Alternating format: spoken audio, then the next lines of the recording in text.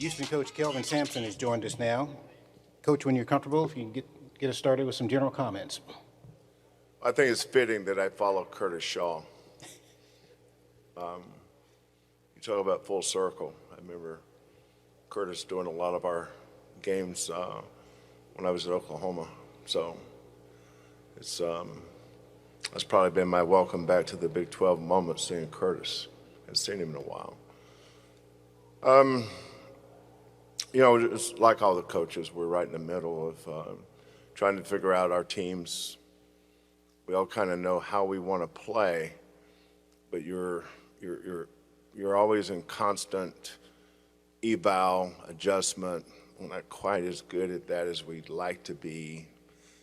Maybe we should do this, and this is the time to do it. Then the next thing you know, you got a scrimmage, and then you have another scrimmage. And so you may have 20, 25 practices, then you have a scrimmage, and you may scrap 2 or 3 things because you got exploited in a scrimmage, and that's and I've always liked that. I like playing people early that will show us what we're not very good at. And then you have a chance to go back and work on it and go forward. Our team is like all our teams. We seem like we're always replacing 4 starters or 3 starters. Normally 4 starters. This year we're replacing Jarris Walker, Marcus Sasser, and Tremont Mark, 3 outstanding players. But we have some good players coming in. Some talented kids, some young kids that are going to take a while, go through some bumps and bruises before they figure it out. But it's all part of the journey. I don't really ever get ahead of myself too much. We've got a scrimmage coming up this Saturday, and we've got an exhibition game the following Saturday. Then our season opens up. That's about as far as I have always gone. I don't look ahead to any games ahead of that because I don't know what we're going to look like then. I just kind of have learned over the years to live in the moment, and I don't say that as coach speak or I heard somebody say that once. That's really the way I feel. So that's about it. Okay, if you've got a question for Coach Sampson, raise your hand. We'll get a wireless mic to you. We've got one over here to the left, and we've got one in the middle on the next to last row. We'll go to the left first. Coach, over here on the left, Eric Henry, 24/7 Sports. Obviously, you've competed against Texas a ton during your time at Oklahoma. Just wondering your initial thoughts on playing Texas this year and if you would like the opportunity to continue playing Texas once they leave the conference. Are you from 247 Sports or are you from Texas? 24/7 Sports, Coach. Oh. It's, based on those questions, I thought you were a Texas guy. What was the first question again?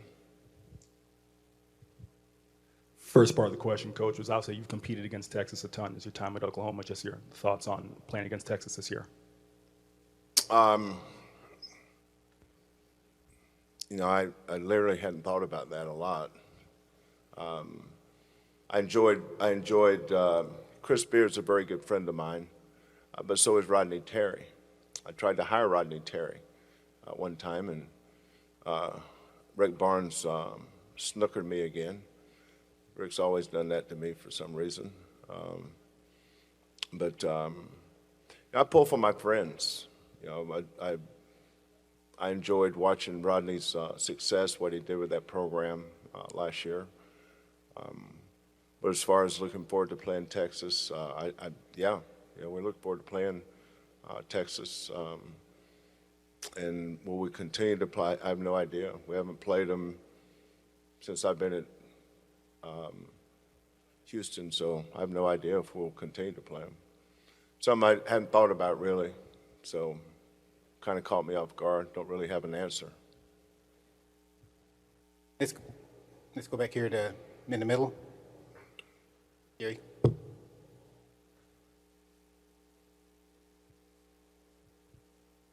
Let's go here on the front then.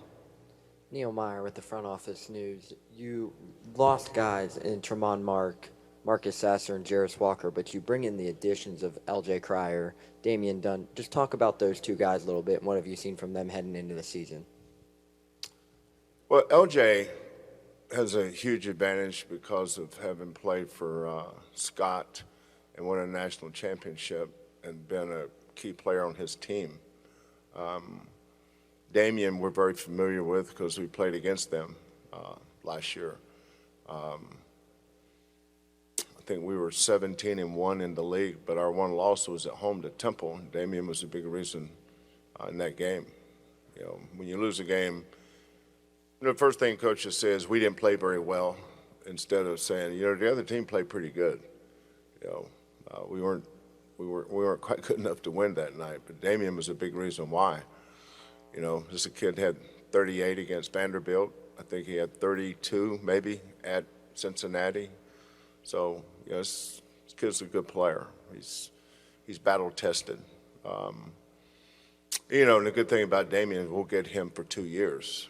You know, it's I've always felt the second year is always going to be their best year.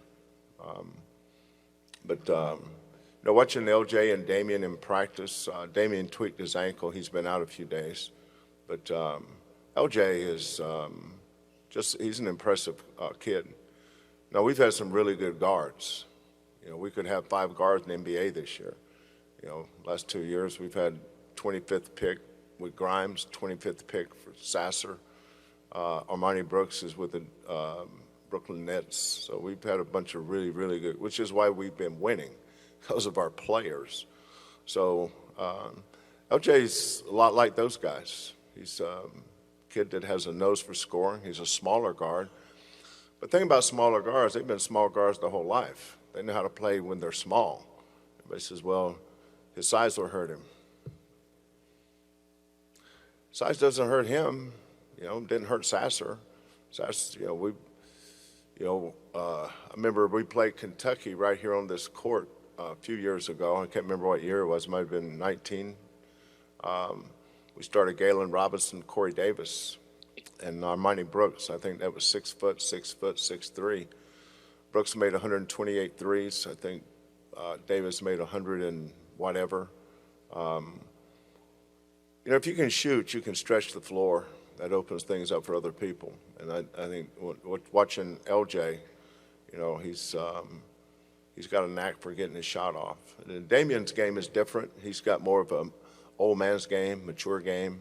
He gets to the free throw line more. They kind of play off each other, in that they both can shoot, but they also can do other things. And we've been working with LJ on expanding his game, getting him to think outside the box a little bit more.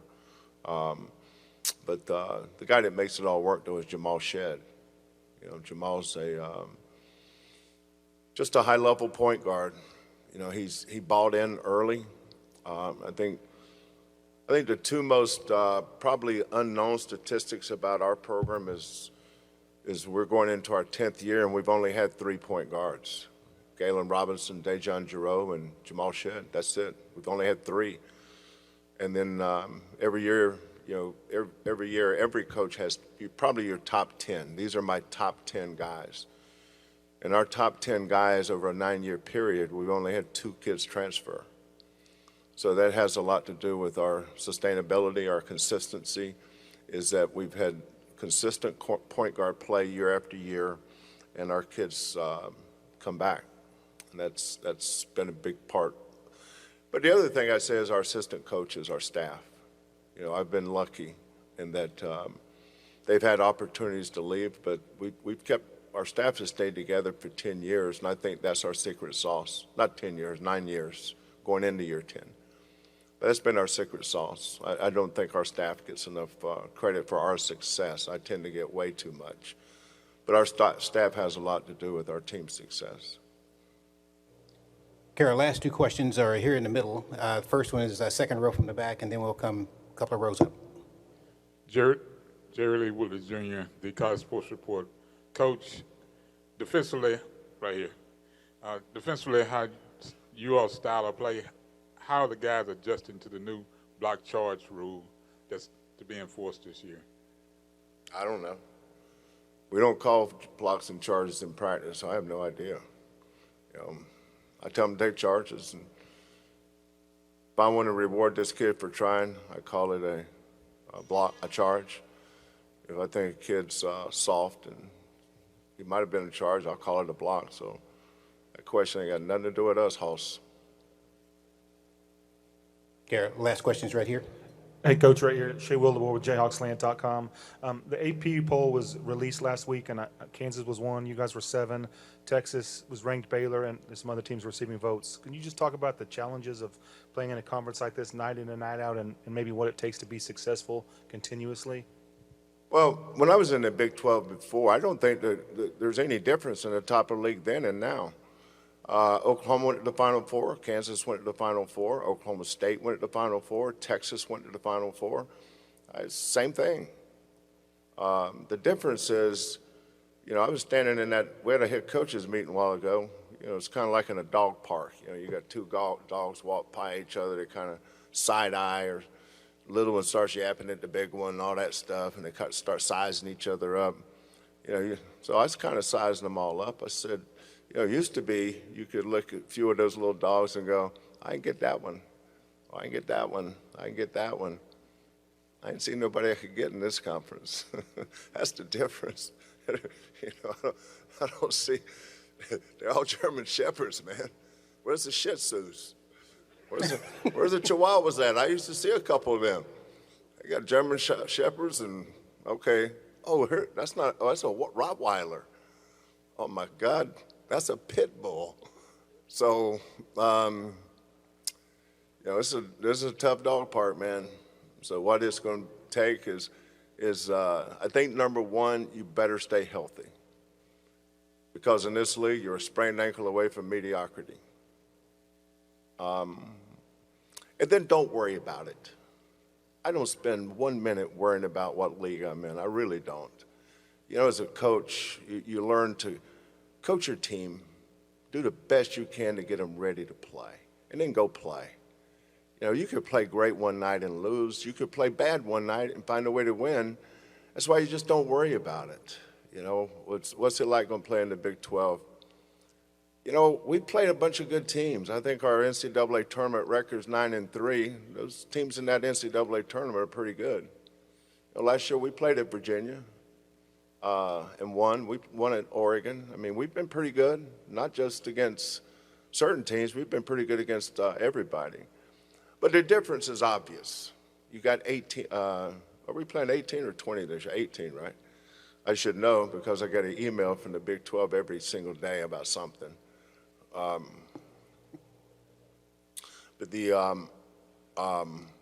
that's the difference, is you got 18 of them. But I think, number one, you got to stay healthy. You know, we lost 2 starters a couple years ago, and, you know, we found a way to battle ourselves through it. But I'm not sure you can do that in this league. So I think number one is health, and number two is continue to develop your young guys, because I think that's the key to consistency. Is you still got to recruit good high school players and develop them, and then add some portal kids as needed. Okay, Coach, thank you very much. Okay. Good luck to you.